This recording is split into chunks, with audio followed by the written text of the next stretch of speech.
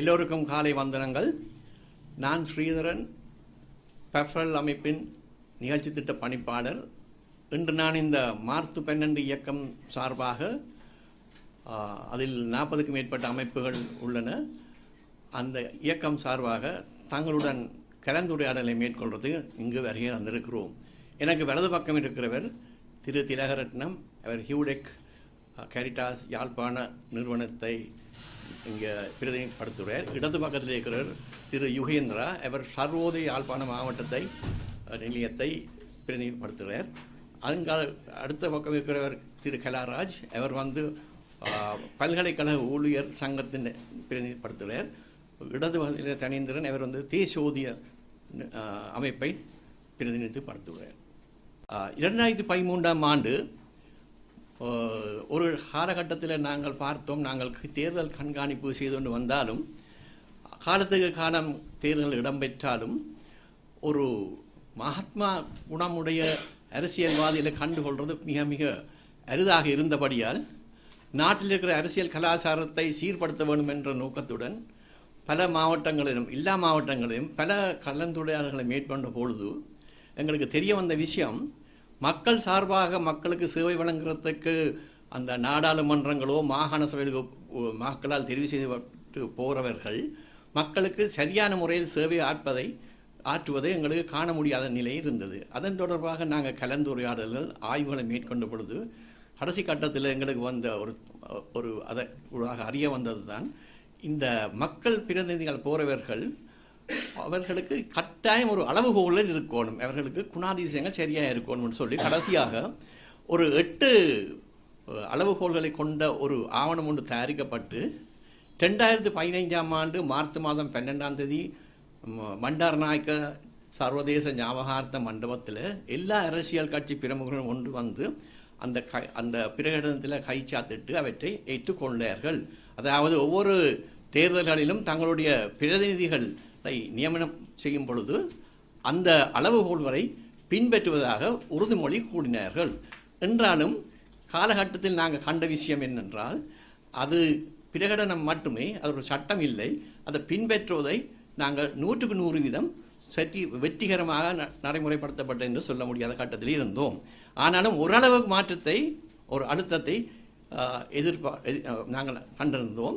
அதனூடாக சில அரசியல்வாதிகள் அந்த பிரதிநிதிகளாக வர்றது தவிர்க்கப்பட்டதை நாங்கள் அறிய வந்திருக்கிறோம். தொடர்ந்தும் தற்பொழுது உள்ளூராட்சி மன்ற தேர்தல்களை நாங்கள் எதிர்பார்த்து கொண்டிருக்கிற நிலையில் எப்போ அந்த உள்ளூராட்சி மன்ற தேர்தல் நடக்கும் என்பது இன்னும் சந்தேகமான இடமாக இருந்தாலும், புதிய தேர்தல் முறைமையின் கீழ் பெண்களுக்கும் 25% கட்டாய ஒதுக்கீடை கொடுத்து இந்த செயல்முறை இடம்பெறுவதற்கு தற்பொழுது ஒழுங்குகள் நடவடிக்கைகள் மேற்கொண்டு வருகிறது. இந்த கட்டத்தில் நாங்கள் எல்லா அரசியல் கட்சிகளுக்கும் ஒழுங்கானவர்களை அந்த 8 நியதிகளையும் உள்ளடக்கியமாறு அவற்றுக்கு கௌரவம் அளித்து தங்களுடைய கட்சி பிரதிநிதி, அதாவது மக்கள் பிரதிநிதிகளை தெரிவு செய்ய வேண்டும் என்று நாங்கள் அழுத்தம் கொடுக்கிற பட்சத்தில் 13ஆம் தேதி கொழும்பு சுதந்திர சதுக்கத்தில் இருந்து ஒரு பெரிய ஊர்வலம் ஒவ்வொரு மாவட்டமாக 25 மாவட்டங்களுக்கும் போய்கொண்டு வருகிறது.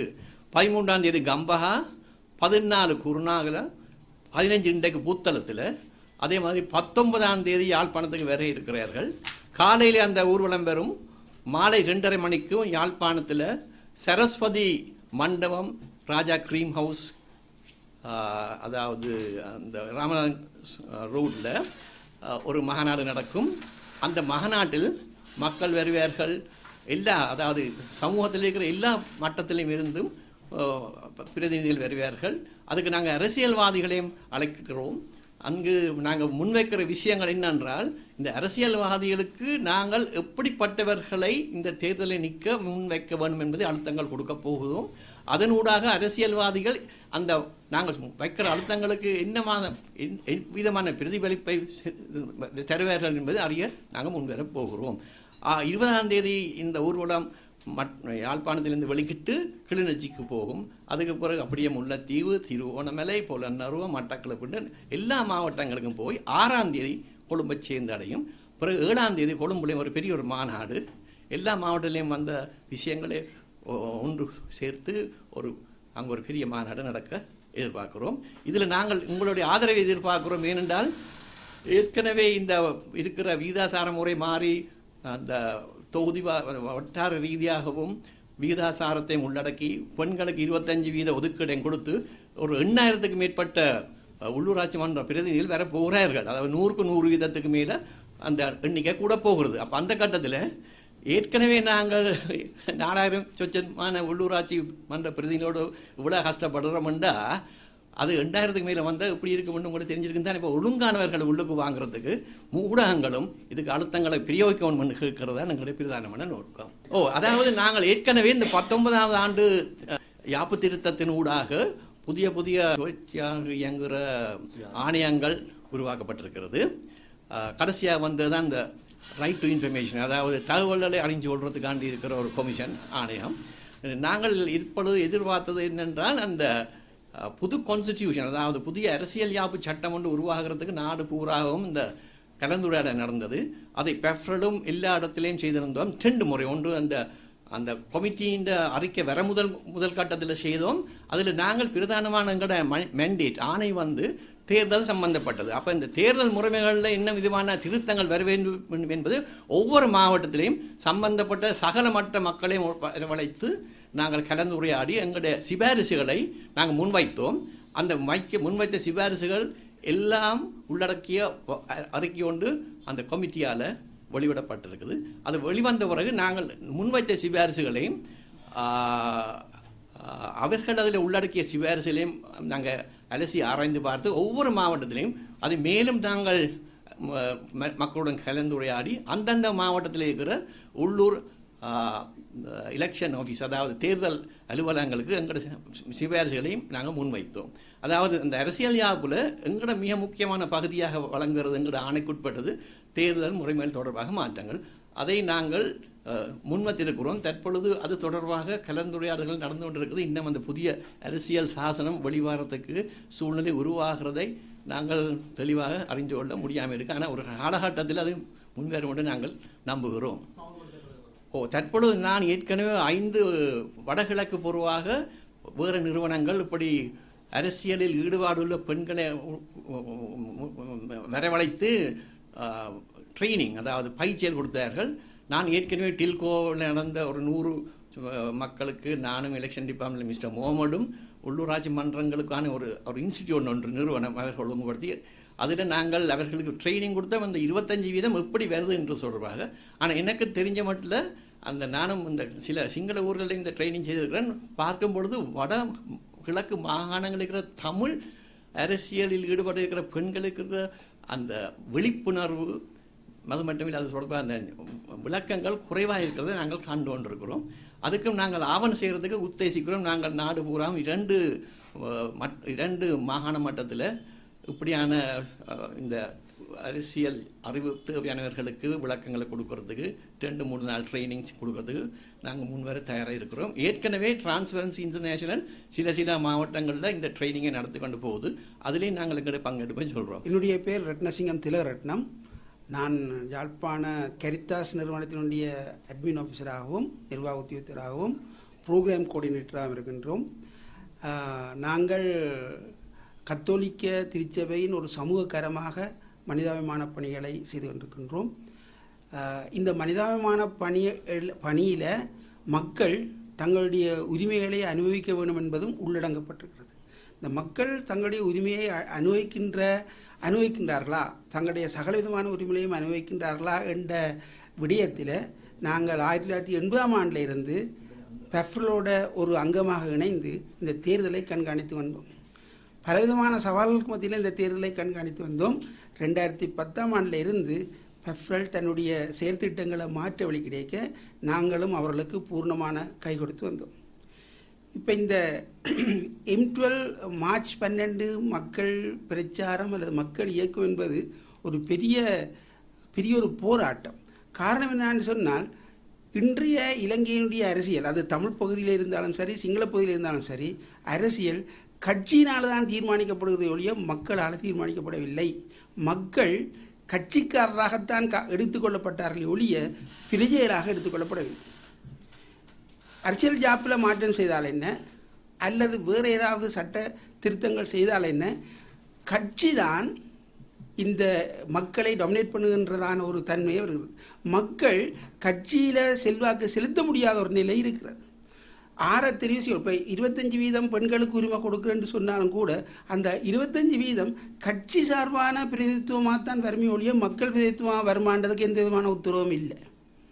ஆகவே சட்டத்தில் திருத்தம் கொண்டு வந்தாலும் மக்கள் அந்த நன்மையை அடைகிறதற்கு மக்கள் விழிப்புணர்வு அடைய வேண்டும்.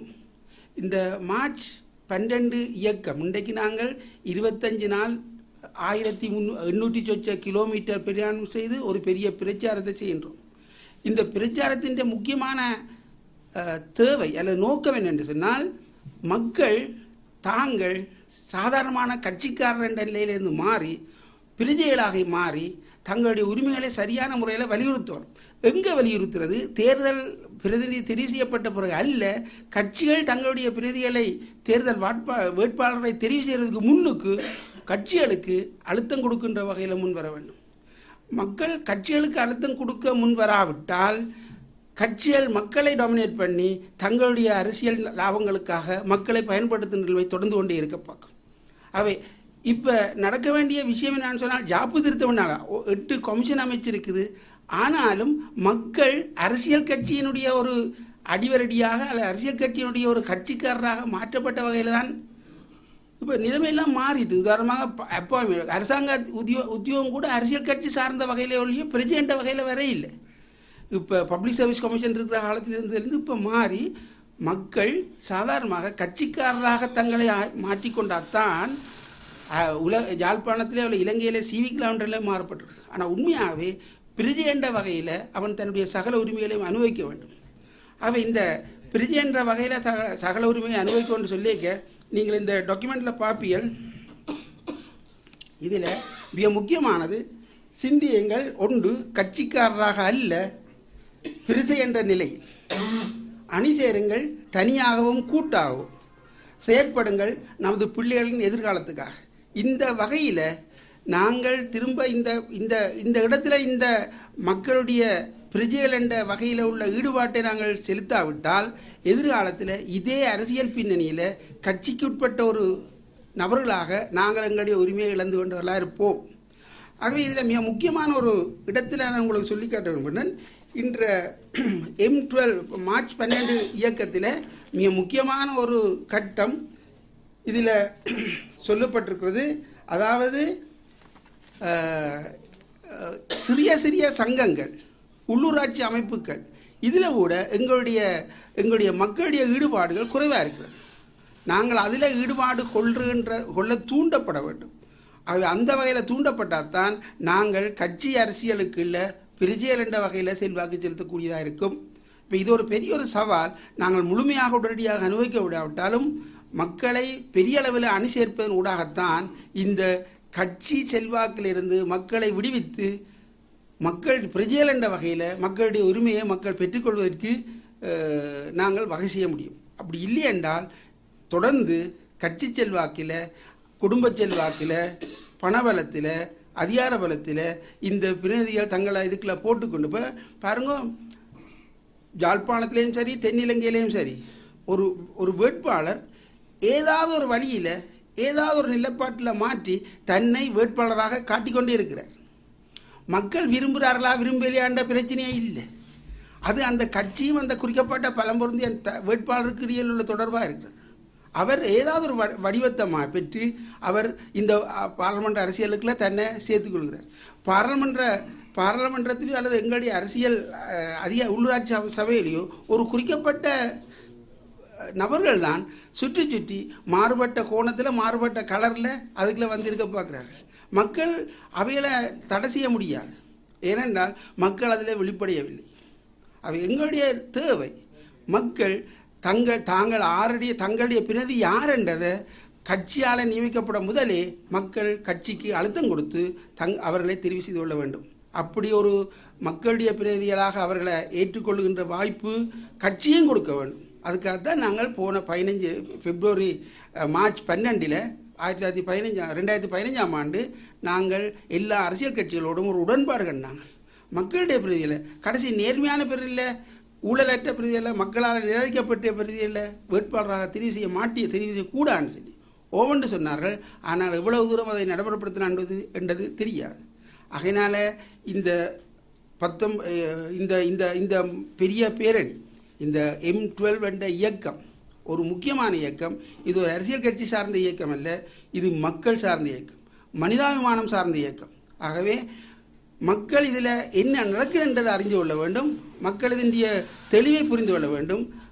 தெளிவை புரிந்து கொண்டது மட்டுமல்ல, ஈடுபாடு கொண்டு தங்களுடைய பங்கை வகிக்க வேண்டும். அவர்கள் என்ன மாதிரி வகிக்கலாம்?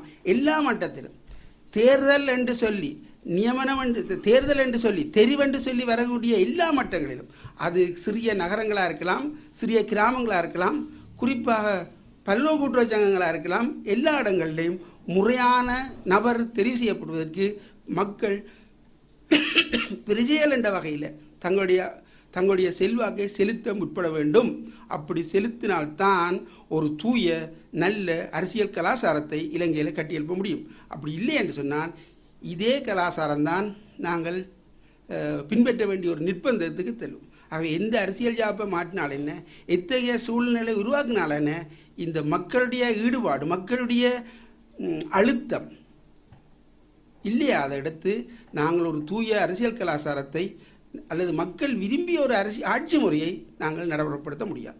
நன்றி. வணக்கம்.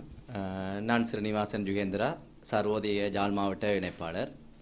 குறிப்பாக இந்த மார்ச் 12 இயக்கத்தில் சர்வோதய நிறுவனம் இணைஞ்சதுக்கான பிரதான காரணம், மிகவும் சர்வோதய நிறுவனமானது மிகவும் பாரிய ஒரு தேசிய நிறுவனமாக இலங்கையில் காணப்படுகிறது. கிட்டத்தட்ட 6 சதாப்தங்களுக்கு மேற்பட்ட காலப்பகுதியில் மனிதான பணிகள் உட்பட சர்வ இனமத பேதங்களின்றி சேவையாற்றி வருகின்ற ஒரு நிறுவனம். குறிப்பாக எங்களுக்கு ஒரு சமூக பொறுப்பு ஒன்று இருக்கின்றது. காரணம், எங்களோட நிறுவனத்தை பொறுத்த வரைக்கும் எங்களோட கொள்கை அகிம்சை ரீதியான காந்திஜி கொள்கை. எங்களோட விஷனே இருக்குது, மக்களை ஆளக்கூடிய ஒரு கலாச்சாரத்தை உருவாக்குவது தான் எங்களுடைய துணைப்பொருள். மக்களை ஆட்சி செய்ய வேண்டுமாயிருந்தால் சிறந்த அரசியல் கலாச்சாரம் அல்லது நல்ல ஒரு ஜனநாயக பின்னணி ஒன்றை தோற்றுவிக்க வேண்டும். அந்த வகையில் இன்று இந்த மார்ச் 12 இயக்கத்தில் 40க்கும் மேற்பட்ட அமைப்புகள் ஒன்று சேர்ந்திருந்த வேளையில் சர்வோதய நிறுவனமும் இந்த பெப்ரல் நிறுவனங்கள் உட்பட ஏனைய நிறுவனங்களுடன் கைகோத்திருக்கின்றது. இதன் பிரதான காரணம்தான் சர்வோதய நிறுவனம் இந்த அரசியல் ரீதியான ஒரு வேலைத்திட்டத்தை முன்னிறுத்த வேண்டும் என்ற தேவைக்காக தேசோதயம் என்ற ஒரு அமைப்பை உருவாக்கி அதனூடாக செய்து வருகின்றோம்.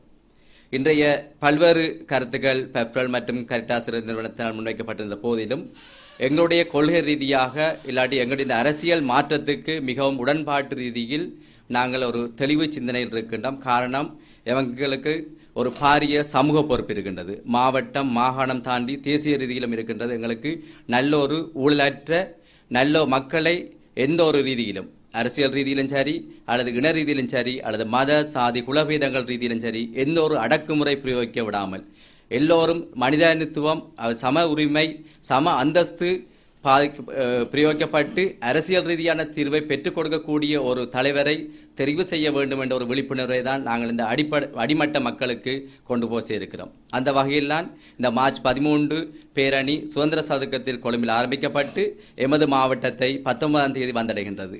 இந்த வீதியூடாக வருகின்ற காரணம், இருக்கின்ற மக்களுக்கு, எங்கள கிராமங்கள் கூடுதலாக இருக்கின்ற மக்களுக்கு இந்த அரசியல் விழிப்புணர்வு போதாமே இருக்கின்றது. கடந்த காலங்களிலும் பல்வேறு தேர்தல் முறைகளை பற்றி பெப்ரல் இயக்குனர் குறிப்பிட்டதன்படி எங்களுக்கு கடந்த கால தேர்தலும் கூட செல்லுபடியற்ற வாக்குகளின் எண்ணிக்கை வீதம் மிகவும் அதிகரிக்கப்பட்டிருந்தது. இது எங்களுக்கு எடுத்துக்காட்டாக இருக்கின்றது. வாக்காளர்கள் தங்களது தேர்தல் முறைகளில் மாற்றம் கொண்டு வந்தாலும் பிரஜைகளின் ரீதியில் தங்களுடைய உரிமைகளை சரியான முறையில் பிரயோகிக்க இருக்கின்றார்கள். இன்னொரு விடயம்தான் நாங்கள் இங்கே சுட்டிக்காட்ட வேண்டியிருக்கின்றது. இப்பொழுது தேர்தல் முறை மாற்றத்தில் தொகுதி வாரியான முறை கொண்டுவரப்படுகின்றது. தொகுதி வாரியான முறைகள் கொண்டுவரும் பொழுது நீங்கள் பிரதானமாக கருத்து கொள்ள வேண்டிய விடயம், அந்த தொகுதியை பிரதேசத்தை சேர்ந்தவராக இருக்க வேண்டும்.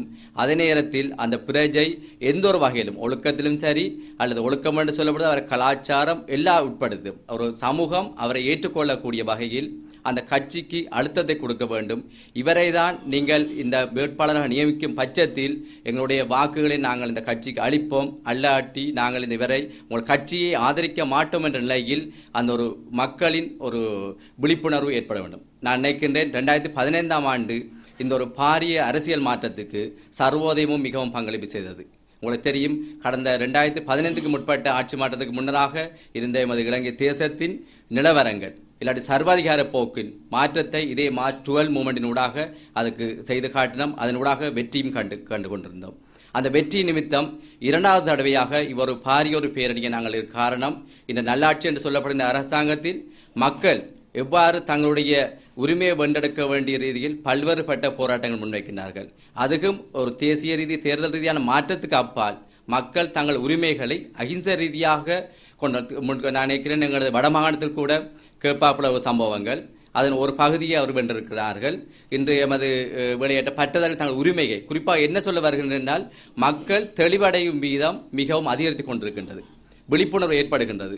எங்கள் உரிமைகளை நாங்கள் அகிம்சை ரீதியாக நாங்கள் எதுக்குமே நாங்கள் வன்முறைக்கு செல்லவில்லை, அகிம்சை ரீதியாக எங்கள் உரிமையை நாங்கள் கேட்டு பெற்றுக்கொள்ள வேண்டிய விதத்தில் இருக்கின்றோம்.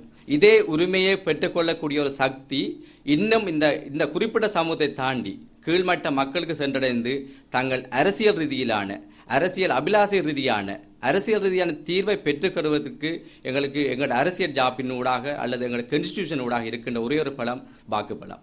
ஏன்னா நாங்கள் என்னதான் இருந்தாலும் கடைசி இறுதி நேரத்தில் நாங்கள் பாராளுமன்றத்திலும் சரி, உள்ளூராட்சியிலும் சரி, பிரதேச வாரியம் சரி, நாங்கள் எங்கள் பலத்தை நாங்கள் ஒருவருக்கு வழங்கி அவரின் ஊடாகத்தான் நாங்கள் அரசியல் ரீதியான அபிலாசைகளை எங்கள் சாதாரண மக்கள் அல்லது பிரஜைகள் பெற்றுக்கொள்கின்றார்கள். அந்த உரிமைகளை நாங்கள் அளிக்கின்ற அந்த பிரஜைகள் ஒவ்வொருவருக்கும் பூரண தெளிவு ஏற்பட வேண்டும். நாங்கள் வாக்களிக்கின்ற அல்லது என்னுடைய பலத்தை நான் அவருக்கு செலுத்துகின்ற போது அவர் மிகவும் இதற்கு தகுதியானவரா, அவர் அந்த ஆசன அந்த கதிரையை கைப்பற்றிய பிற்பாடு எமது சமூகத்துக்கு அல்லது எமது மண்ணுக்கு அல்லது எமது மாவட்டத்துக்கு மாகாணத்துக்கு அவர் பூரண செயற்பாடை செய்வாரா, அல்லாட்டி அவர் அந்த ஒரு மாற்று கொள்கைகளுக்கு மாறுவார்களா என்று இருக்கின்றனர். ஏன்னால் கடந்த காலங்கள் தெரியும், நாங்கள் ஆட்சிக்கு வரும்பொழுது ஒரு கருத்துக்களையும் பின்னர் ஆட்சியை பெற்று மக்களின் பலத்தை பெற்று வாக்கு அதிகாரத்தை பெற்ற பிறகு வேறொரு கருத்திலும் இருக்கின்றார்கள். நாங்கள் இவ்வாறான அவர்களின் முகங்களை அடிமட்ட மக்களுக்கு பகுப்பாய்வு செய்யக்கூடிய வகையில் கடந்த காலங்களில் நாங்கள் ஒரு மார்க் ஷீட் கூட அடித்து கொடுத்து நாங்கள் இன்னவர் என்று நாங்கள் சொல்ல வர இல்லை. நீங்கள் வாக்களிக்கும் பொழுது நீங்கள் தெரிவு செய்த 3 நபர்களை பேர் எழுதுங்கள். குறிப்பிட்ட நாங்கள் ஒரு பகுதி பிரித்து கொடுத்தோம். பெப்ரல் அமைப்பு ஊடாக தேசோதயம் சர்வதை நாங்கள் இணைந்து கொடுத்திருந்தோம். நாங்கள் அதில் போட்டிருந்தவர் ஒழுக்கமுடையவரா, ஊழலற்றவரா, மக்களுக்கு சிறந்த சேவை செய்யக்கூடியவரா, இந்த பிரதேசத்தில் கடந்த வன்முறை காலங்களில் மக்களுடன் ஒன்றிணைத்து வாழ்ந்த ஒருவரா, அல்லாட்டி நாங்கள் திடீரென்று தோன்றியவரா போன்ற பல்வேறு காரணங்களை குறிப்பிட்டு அதில் புள்ளடி போட்டு அவருக்கு தகுந்த மார்க்ஸை அந்த மக்களையே நாங்கள் தெரிவு செய்வோம். ஒரு பிரஜை அவரை புள்ளடிட்டு இவர் 50க்கு மேற்பட்டு வந்தால் ரைட் இவருக்கு வாக்களிக்கலாம், இல்லாட்டி வாக்களிக்கலாம் என்றதில்லை. ஏன் இதை சொல்ல வருகின்றன, நாங்கள் மக்கள் கையில்தான் கொடுக்குறோம், அதிகாரத்தை நீங்களே அனலைஸ் பண்ணுங்க. ஆனால் கடந்த காலத்தில் பார்த்தீங்கன்னா மேடை பேச்சிலும் பேச்சு வல்லமையிலும் இல்லாட்டி நாங்கள் எங்கள் மக்களின் பணத்தை கொடுத்து பெற்றுக்கொள்ளலாம் என்றது அரசியல்வாதிகள் எண்ணங்களும் அரசியல் கலாச்சாரமும் அவ்வாறு தான் இருந்தது. ஆனால் அந்த கலாச்சார சூழ்நிலை அரசியல் கலாச்சார சூழ்நிலையை இவ்வாறான முறையில் மாற்றம் செய்து மக்களை ஆளக்கூடிய நல்லொரு பிரஜைகளின் அரசியல் அபிலாசை பெற்றுக்கொள்ளக்கூடிய எந்த ஒரு வன்முறைமற்ற சமத்துவமான சம உரிமை அனுபவிக்கக்கூடிய ஒரு சமூகத்தை கட்டியெழுப்ப வேண்டும் என்ற நோக்கத்துடன் இந்த மார்ச் இயக்கத்தின் பயண பாதையில் நாங்கள் இணைந்து செய்கின்றோம். அந்த வகையில் இந்த 19ஆம் தேதி எமது மாவட்டத்தில் நடைபெறுகின்ற இந்த 19 தேதி நடைபெறுகின்ற நாச்சியமார் கோயில் அடியில் இருக்கின்ற ராஜா எமது சரஸ்வதி கோயில் நடக்கின்ற சகல அரசியல் தலைவர்கள், மத தலைவர்கள், அரசு உத்தியோகத்தர்கள், பல சிவில் அமைப்புகள், அதே போல் எமது கிராமத்து முன்னிற்கின்ற மனித உரிமை செயற்பாளர்கள் ஆகியோர் பிரதானமாக ஊடகவியாளர்கள் அனைவரையும் நாங்கள் அன்புடன் அழைக்கின்றோம். அதன் காரணமாக எமது மாவட்டத்தின் இந்த அரசியல் அபிலாசை பெற்றுக்கொள்ளக்கூடிய ஒரே ஒரு சந்தர்ப்பம் 19ஆம் தேதி கிடைக்கப்பட்டிருக்கின்றது. அந்த நேரத்தில் எங்களுடைய வெளிப்பாடுகளை நாங்கள் சொல்ல வேண்டும் என்று. ஏனென்றால் உண்மையாக நாங்கள் கூடுதலாக நாங்கள் சொல்ல வேண்டியதை உரத்த குரலில் சொல்லும் பொழுதுதான் அது உண்மையாக வெளியில் சென்றடையும். ஆகவே நாங்கள் மௌனமாக அல்லது ஒரு குழுவை தெரிவு செய்யப்பட்ட குழுக்களுடன் கலந்துரையாடல், மூடிய அறைக்குள் கலந்துரையாடுவதற்கு அப்பால் 19ஆம் தேதி பேரணி வெளிப்படையாக பூரண அனுமதியோடு எவரையும் யாரையும் தாக்காத வண்ணம் எந்த ஒரு அரசியல் கலப்புமற்ற பொது மக்கள் அரசியல் சாராத சிவில் அமைப்புகள் ஒன்றிணைந்து செய்யப்படுகின்ற இந்த விளத்திட்டத்துக்கு பங்களிக்குமாறு மார்ச் அமைப்பின் உடன் இணைந்திருக்கின்ற நிறுவன ரீதியாக அழைப்பு விடுக்கின்றேன். நான் கலாராஜ், யாழ்ப்பாண பல்கலைக்கழக ஊழியர் சங்கத்தின் இணைச் செயலாளர்கள் ஒருவராக கடமையாற்றுகின்றேன். பல்கலைக்கழக ஊழியர் சங்கத்துக்கும் பெப்ரல் அமைப்புக்கும் இடையிலே மிக நீண்ட காலமாக தொடர்புகள் நிலவி வருகின்றது. 2004ஆம் ஆண்டு தேர்தல் கண்காணிப்புக்கென அலுவலர்களை பெப்ரல் அமைப்பு நியமித்த காலத்திலிருந்து பல்கலைக்கழக ஊழியர் சங்கத்துக்கும் பெப்ரல் அமைப்புக்கும் இடையில் நிரம்ப தொடர்புகள் இருந்து வருகின்றன. பல சமயங்களில் வாக்களிப்பது பற்றி, தேர்தல்களில் வாக்களிக்க வேண்டிய அவசியம் பற்றி கலந்துரையாடல்களை, கருத்து பரிமாறல்களை, மக்களிடையே பிரச்சாரம் செய்தலை பல்கலைக்கழக ஊழியர் சங்கம் ஈடுபட்டிருக்கின்றது. இந்த நல்லதொரு சிறந்த அரசியல் கலாச்சாரத்தை உருவாக்க வேண்டுமென்று 2013 பெப்ரல் அமைப்பு எடுத்த முயற்சி பற்றியும், அதன் பின்பு 2015 அதை 8 அளவுகோல்களில் அரசியல் கட்சிகளுடைய தலைவர்கள் 14 பேர் என்று நினைக்கின்றேன். அரசியல் கட்சிகளுடைய தலைவர்கள், யாழ்ப்பாணத்தைச் சேர்ந்த சில பாராளுமன்ற உறுப்பினர்கள், கௌரவ எதிர்க்கட்சி தலைவர் திரு சம்பந்தன் ஐயா மற்றும் இலங்கையின் மாண்புமிகு பிரதம மந்திரி ரணில் விக்ரமசிங்க உள்ளிட்டோர் கையெழுத்திட்ட அந்த அளவுகோல்கள் போதுமானது என நாங்கள் கருதவில்லை. ஆனால் சிறந்ததொரு அரசியல் கலாச்சாரத்தை உருவாக்க இது ஒரு முன்னோடியான ஒரு நடவடிக்கை என நாங்கள் கருதுகின்றோம். யாழ்ப்பாண பல்கலைக்கழகம் மோசமான அரசியல் கலாச்சாரத்தினால் கடந்த காலத்தில் நிறையவே பாதிக்கப்பட்டிருக்கின்றது. துணைவேந்தர் நியமனம் தொடக்கம் பல்கலைக்கழக கல்விசாரா ஊழியர்களின் நியமனம் வரை இந்த மோசமான அரசியல் கலாச்சாரம் யாழ்ப்பாண பல்கலைக்கழகத்தில் செல்வாக்கு செலுத்தி இருக்கின்றது. இந்த நிலை எதிர்காலத்தில் மாற மிக சிறிய அளவிலேனும் இந்த பேரணியும் அதை தொடர்ந்து இடம்பெறுகின்ற கூட்டமும் நாடு முழுவதிலும் இது தொடர்பான சிறந்த அரசியல் கலாச்சாரம் தொடர்பான விழிப்புணர்வு உருவாகுதலும் வழிவகுக்கும் என நாங்கள் கருதுகின்றோம். நன்றி. யாழ் மாவட்டத்தில் உள்ள தேசோதயத்தினுடைய மாவட்ட தலைவராக செயல்படுகின்றேன். என்னுடைய பெயர் லயன் கலாந்தி நாகலிங்கம் தனேந்திரன். இந்த பெப்ரல் அமைப்புடன் எங்களுடைய சர்வோதயம் தேசோதயம் இணைந்து செயல்பட்டு வருகின்றன பல ஆண்டுகளாக. அந்த வகையில் இந்த பகுதியிலே நடக்கின்ற இந்த அரசியல் சம்பந்தப்பட்ட யாழ் குடாநாட்டை பொறுத்தவரையிலே அரசியல் ஒரு சாக்கடையான நிகழ்வாகத்தான் நடைபெற்று கொண்டிருக்கின்றது. காரணம், எங்களுடைய அரசியல்வாதிகளுக்குள்ளேயே ஆளுக்கால் கருத்து வேறுபாடுகள். இதன் ஊடாக மக்கள் திசை திரும்பி எது செய்வது, எது சரி, எது பிழை என்று தெரியாத நிலையிலே மக்கள் தள்ளப்பட்டிருக்கின்றார்கள். இப்படியான காலகட்டத்திலே எதிர்வருகின்ற தேர்தல்களோ நெருங்கி வருகின்றன. இந்த காலகட்டத்தில் மக்கள் தங்களை பாதுகாப்பதற்காக தங்களை பிரதிநிதித்துவப்படுத்த வேண்டிய நிலைக்கு தள்ளப்பட்டிருக்கின்றார்கள். அந்த வகையில் மக்களுக்கு இன்றைய வரையும் தேர்தலில் எவ்வளவு முக்கியம், தேர்தல் என்றால் அதில் என்ன பலன் இருக்கின்றது, தேர்தலின் மூலம் என்னத்தை நாங்கள் சாதிக்க முடியும் என்ற சிந்தனை தற்றும் ஒரு வகையினும் அவருடைய மனதிலே ஈடுபடுவதில்லை. அந்தளவுக்கு மக்கள் பின்தள்ளப்பட்ட நிலையில தான் எங்களுடைய அரசியல் செல்வாக்கு இங்கே செயல்பட்டு கொண்டிருக்கிறது. இந்த நிலையை மாற்றி நாங்கள் இந்த மக்கள் எல்லோருக்கும் அரசியல் என்றால் என்ன என்றது புரிய வேண்டும். அரசியல் என்றால் என்ன, அரசியல் வருபவர்கள் பொடியாக இருக்க வேண்டும், அதன் மூலம் நாங்கள் இதை செய்ய வேண்டும். மக்களுக்கு உதாரணமாக வரப்போகின்ற தேர்தல் இது ஒரு பிரதேச சபைகளுக்கான தேர்தல். இந்த தேர்தல் எங்களுக்கு பொறுத்தவரையிலே இது ஒரு பெரிய சாதனை நினைவதற்கான ஒரு தேர்தலாக இல்லை. இது இந்த யாழ் குடாநாட்டை, யாழ்ப்பாணத்தை மாநகர சபைக்கு நடக்கப்படுற தேர்தல் என்றால் அது யாழ் குடாநாட்டை அபிவிருத்தி செய்வதற்கான ஒரு செயல்பாடு திட்டத்துக்கான அமைந்த ஒரு தேர்தலே அந்த தேர்தலாக இருக்கின்றது. அந்த வகையிலே அந்த செயல்பாட்டை செய்வதற்கு மக்கள் மத்தியிலே செல்வாக்கு உள்ளவர்களும் மக்களை மனிதர்களாக மதிப்பவர்களும் தான் அங்கே தோன்ற வேண்டும். அந்த தோற்றத்துக்கமைய இளைய தலைமுறைகள் வயது போன்றவர்களும் இருக்கத்தான் வேண்டும். ஒரு பகுதியில் இளையவர்களும் அதிலே துணைந்து அவர்களும் இந்த அரசியல் கலாச்சாரத்தை பின்பற்றி பழகிக்கொள்ள வேண்டும். இப்போ சில அரசியல்வாதிகளை கேட்டால் அவர் சொல்கிறார்கள், இல்லை இங்கே நாட்டிலே பிரச்சனை நடந்து கொண்டிருக்கிறது, ஆனபடினாலே பொருங்கள், நாங்கள் இந்த பிரச்சனையெல்லாம் தீர்த்து விட்டு தான் நாங்கள் அவர்களுக்கு இடம் கொடுப்போம் என்று. அப்படி இல்லை, அவர்கள் சென்ற காலகட்டத்தில் அவர்கள் இறந்து ஒரு சந்தர்ப்பமும் ஏற்படலாம். ஆனால் இந்த இளைஞர்களுக்கு அதன் பிற்பாடு அரசியல் என்றால் என்னென்னு தெரியாது. நாங்கள் ஒரு அழுதடி அரசியலாகத்தான் மாறிக்கொள்ள வேண்டும். ஆகவே அந்த வகையில் தான் யாழ் குடாநாட்டிலே எத்தனையோ பொது அமைப்புகள் இருக்கின்றன. மகளிர் அபிவிருத்தி சங்கங்கள், மாதர் சங்கங்கள், இளைஞர் கழகங்கள், அப்படி பல வகையான கழகங்கள் இருக்கின்றன. இவற்றில் எல்லாம் எத்தனையோ படித்த நல்ல பண்புள்ள நல்ல சேவை மனப்பான்மை உள்ள இளைஞர்கள், யுவதிகள் எல்லாம் வாழ்ந்து வருகின்றார்கள். இவர்கள் எல்லாம் நாங்கள் வெளிக்கொண்டு வேண்டும் என்பதற்காண்டி எங்களுடைய தேசோதயத்தினூடாக யாழ் மாவட்டத்தில் உள்ள ஒவ்வொரு பிரதேச இடங்களிலும் நாங்கள் ஒரு தேசோடைய காரியாலயத்தை ஆரம்பித்திருக்கின்றோம். அதன் ஊடாக அந்த மக்கள்கிட்ட நாங்கள் இந்த விழிப்புணர்வை ஏற்படுத்தி வருகின்றோம். அவர்கள் சொல்கின்றோம், உங்களோட பகுதியிலே உங்களுக்காக சேவைகள் செய்யக்கூடிய நல்ல மனப்பான்மையுள்ள நல்லவர் இருக்கிறார்கள் என்றால் அவருடைய பெயரை எங்களுக்கு முன்தாருங்கள். நாங்கள் அந்த அரசியல் கட்சிகளிடம் நாங்கள் கையளிக்கின்றோம். அவர்கள் அப்படி செயல்படுத்த மறுத்தால் அவர்களுக்கான நிலைப்பாட்டை நாங்கள் என்ன செய்ய வேண்டும் என்பதை நாங்கள் முடிவெடுப்போம் என்று கூறி அவர்களுக்கான சந்தர்ப்பத்தை வழங்கி வருகின்றோம். ஆகவே தயவு செய்து இந்த உளவுத்துறை அனைவரை சேர்ந்தவர்களும் இந்த தொலைக்காட்சி மையத்தைச் சேர்ந்தவர்களும் இதற்கான போதிய விளக்கத்தை மக்களுக்கு தெளிவுபடுத்தக்கூடியதாக விளம்பரப்படுத்தி இந்த நிகழ்வினை வெற்றி பெற செய்வது உங்களுடைய கையில் தான் இருக்கின்றது என கேட்டு விடைபெறுகின்றேன். வணக்கம்.